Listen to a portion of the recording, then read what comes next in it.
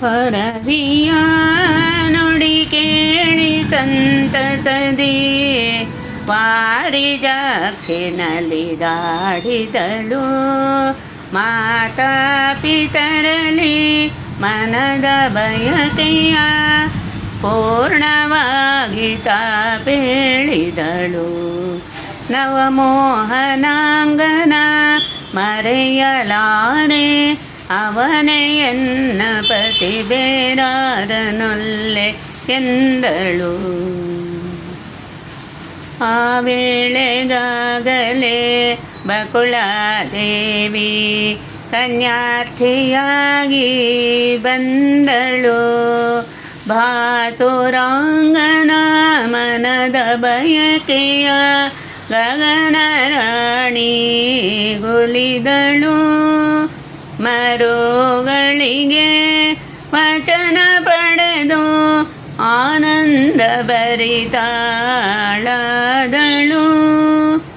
ಆಕಾಶ ರಾಜ ಬೃಹಸ್ಪತಿಯ ಕರೆಸಿ ವಿಚಾರಗೋಷ್ಠಿಯ ನಡೆಸಿದ.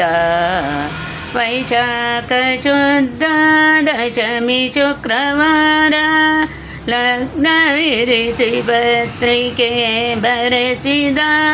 ಶುಭ ಸಮಯದೇ ಶುಕ ಮುನಿಯೊಡನೆ ಹರಿಗೆ ವಸಗೆಯ ಕಳುಹಿದ. ಶುಭ ಮುಹೂರ್ತದೆ ಕನ್ಯಾದಾನವ ಮಾಡೆ ಆತುರದಿ ಅಣಿಯಾದ.